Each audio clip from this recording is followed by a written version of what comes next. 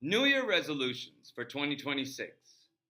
It is my resolution that I will keep on going and I will keep on talking and reminding Americans about what is important and what we need to focus on.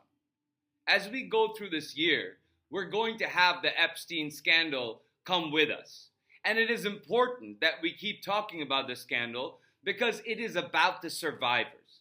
It is about closure for the survivors. It is about the survivors being able to point at these people who are exposed and say that you are the one who took away my childhood from me. It is about our future. It is about the future of our children to make sure that things like this and sex trafficking, the way it has happened in Jeffrey Epstein's world, doesn't happen in America again. It is about following through on justice. And that is why we need to keep talking about it. Then there are other issues that impact American lives. Primary among them is healthcare. Healthcare is about living with dignity. The Affordable Care Act allowed people to get health insurance at a subsidized rate, and it also forbade discriminating against people with pre-existing conditions. With the expiry of the ACA subsidies, which Republicans have scheduled to vote in January, we don't know whether they're going to extend the Affordable Care Act subsidies. If they don't, then healthcare will go up 2, 3, 4 times what people are paying now, which will cause many people to go off of health insurance. And what this means is that the health insurance for people who pay for health insurance will also go up because the pool of people who are getting health insurance will shrink. And the companies will want to make up for their losses by making their plans more expensive. And we're going to have to see whether ACA is extended or not, and if it is not, what is the Republican government doing for the American people's health care? We see what they're doing about the health care is cutting over $1 trillion over the next 10 years under the big bad bill that Donald Trump and MAGA Congress just passed. Take away $1 trillion from Medicare, which is going to have an impact on public health because money is going to be taken out of public health centers that go out to the states that take care of marginalized populations and people who cannot pay for basic health care. They're going to put work requirements on health care. Guess what? Even now, people who are on Medicaid, they are working. They are working and getting Medicaid because their work does not offer health insurance.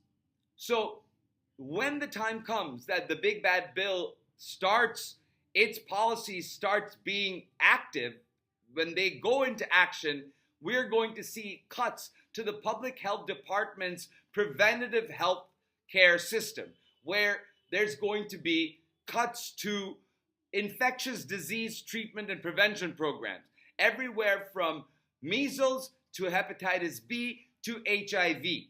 There's also a big mess happening with the CDC and the Health and Human Services Department with Bobby Jr., where he's changing up the vaccine recommendations of the CDC, creating a lot of confusion among parents, new parents, because a lot of these vaccinations are about infants, like the hepatitis B vaccine.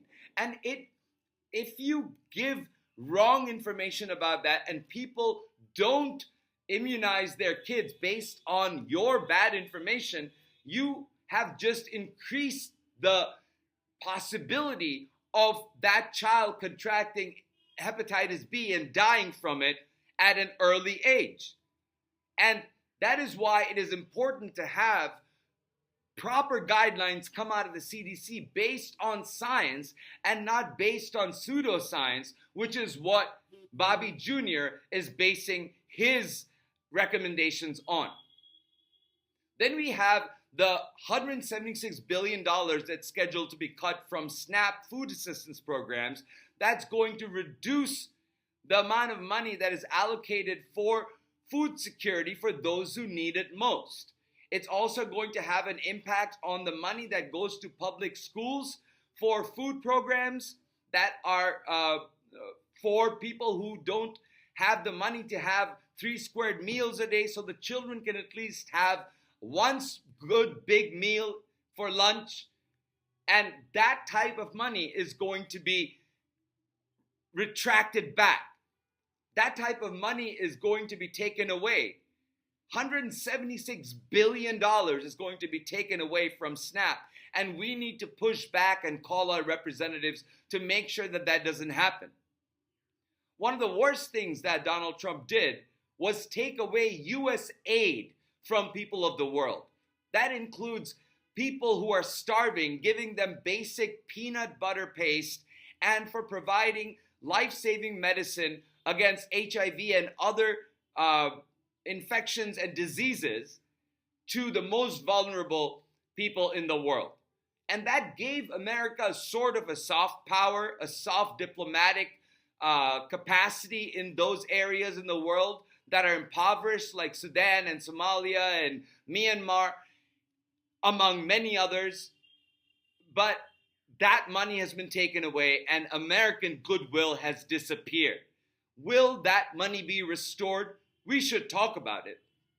We should talk about the education system that is gutted by Linda McMahon, and she is now going after student loans and people with student loans. But what happens with the cut to education budget is that the states don't get money for their public schools. That cuts off the great equalizer from the people who need it most in rural and inner city areas, where they learn basic math and critical thinking skills to be able to know facts and to build their lives based on facts, and to be able to have the ability to think critically and live a fruitful life. And that is what is being taken away when you take away education, because education is a great equalizer in our society. Then Donald Trump's national security posture. It has changed completely when you look at the national security strategy that he has put forward. He no longer believes that America has a responsibility to keep the global liberal order and the world order in peace where it is. Donald Trump has fractured that. Donald Trump has turned our national security posture from looking at cybersecurity defense and other security concerns coming from extremist groups outside the country, and has focused our national security, our DHS forces, on the police state that Donald Trump has instated. And I will talk about that in a minute. In trade, Donald Trump has kicked us back because he has imposed tariffs. Trade is about prosperity. Tariffs are about stupid. Money comes into federal coffers from income tax and commerce. When you tariff products coming from other countries into the United States, that extra cost is carried over to the consumer or is left with the manufacturer, because the manufacturer is left with a product that is so expensive that it is not viable in the market. That's what's happened with Learning Resources, which is a toy-making company, and whose final product cost went up exponentially because they imported parts from China and other countries. So it is about prosperity of small businesses across the United States. It is about prosperity of large businesses as well, because Donald Trump promised to bring back manufacturing, but he hasn't done that. In fact, the manufacturing that was there before because of Joe Biden's initiatives have been scrapped by Donald Trump, and therefore the manufacturing jobs that came with it are gone. We need to look at where the taxpayer money is going. Whether is it going for taxpayer benefits, or is it going to fund National Guard deployments illegally all around the country?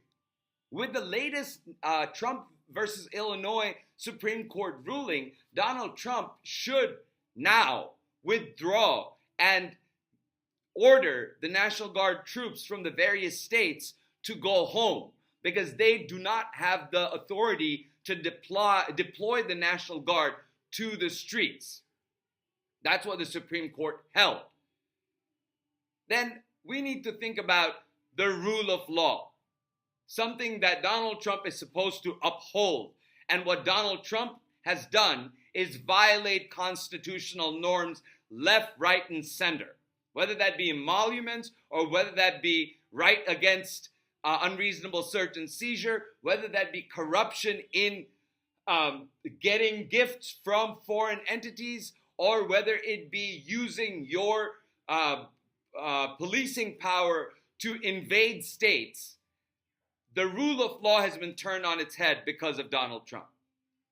And because of the chaos that has been caused, there is inflation across the board.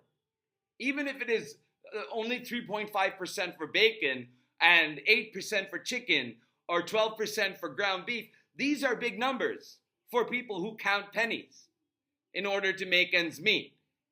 And we need to be able to talk about that. Keep talking about the cost of living. Why hasn't it gone down? Electricity is about living in the 21st century. Energy. We need energy and electricity to survive in the 21st century. And also, it turns out, to have manufacturing jobs in America. Under President Joe Biden's initiatives, there were manufacturing jobs that were being produced because of green technology manufacturing that was happening in the United States. Donald Trump stopped it. Donald Trump wants to go back to coal and fossil fuels. He wants to drill indiscriminately all around the United States and in the coastlines of California and Florida. When the world, including China, the United Kingdom, Australia, Netherlands, all these other countries are focusing on solar and wind to divest from fossil fuels, but America is going behind. It's going back to fossil fuels to be able to move forward. Whereas countries like China are moving forward already by using solar technology and electricity, which we are not doing. And America doesn't, under Donald Trump's regime, care about the environment either.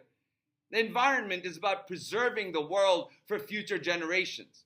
We are seeing extreme weather, and while we are seeing extreme weather get more frequent, Donald Trump is cutting funding from the National Weather Service, although he did ask for some of those jobs to come back.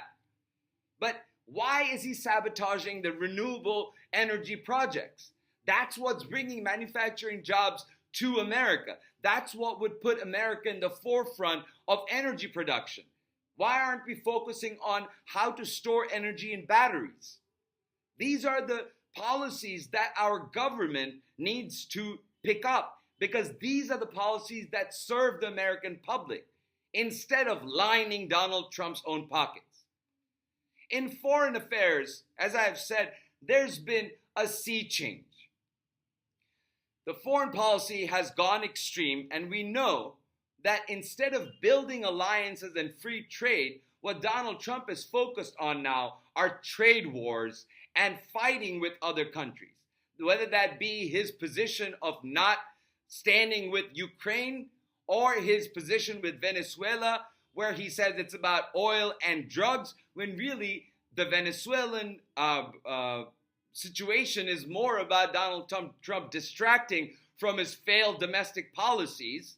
Same with Nigeria, same with Syria, where it is coupled with some national security interests, but it is a far cry from a concerted effort by the Western world to get rid of what's happening in Nigeria or Syria. It is America going on its own. And then there's Iran's bombing that happened on their nuclear sites. And any other place that he decides he wants to bomb next. It could be Afghanistan. If Afghanistan says no, if Donald Trump thinks again and wants the Bagram air base back. Then there's the issue with Greenland, wanting Greenland to be part of America, and then the nonsense about Canada also being part of America.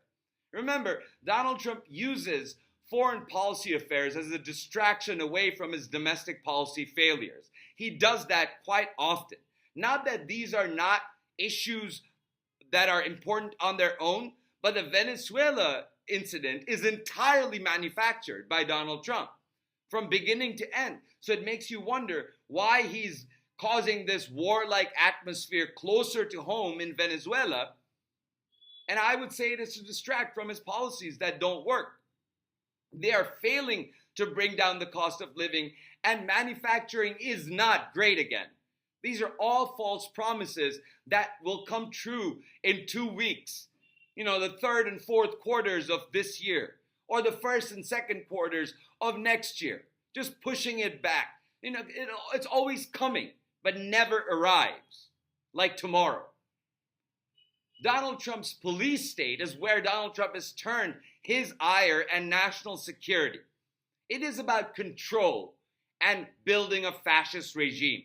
It is about having a surveillance state where your DHS agents have facial recognition technology on their phones to be able to pick up people and put them in front of the cameras. And if there is a facial recognition and if they come up in the database that the government has, then they are going to be taken into custody. And their constitutional rights will be trampled upon.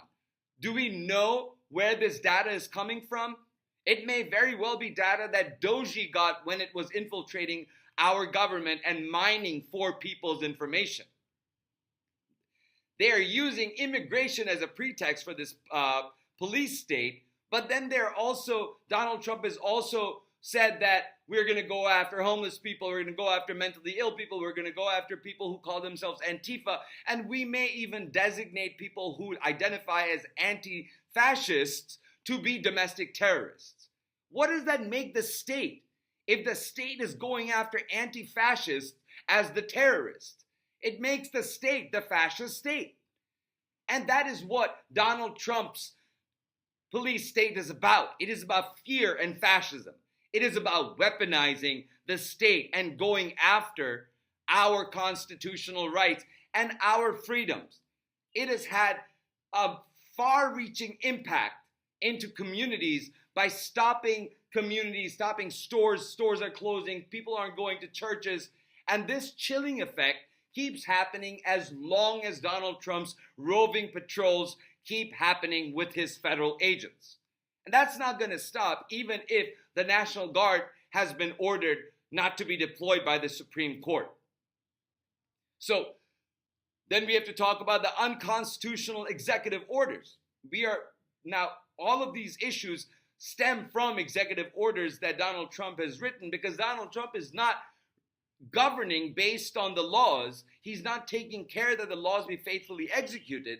He's coming up with executive orders that are loosely tied to some authorizing statute that gives Donald Trump some power, but not exactly the power that he seeks to be able to impose the type of restrictions and the type of fear and sort of curfew that Donald Trump would like to put on the American people. Our government and its vast resources are currently up for sale to the highest bidder. It is not American. It is deliberate with the goal of undermining American primacy in major sectors. It is about building a kleptocracy and oligarchy, something we're seeing before our eyes. So we the people need to wake the fuck up. Resolve to keep our republic in any way we can. Every little bit matters. Every rant into the void of YouTube counts. Every post counts. Every peaceful protest counts. In a country that is now getting filled with ICE agents armed with pepper spray and rubber bullets, be unicorns and frogs and protest peacefully, because that is the right that our Constitution gives us, and let Donald Trump's regime know that we, the American people, are not okay with the way that he is ruling and not governing. With that said, do let me know what your New Year's resolutions are in the comment box. In the comment box, and I'd be more than happy to engage. I hope that you keep the light burning as well, and that you keep talking about these issues as well. I'm sure that I've missed a lot. This has only been 20 minutes, but these are the things that I will resolve to talk more about in the coming year. With that said, thank you for listening. Please like, share, and subscribe, and I'll talk to you soon.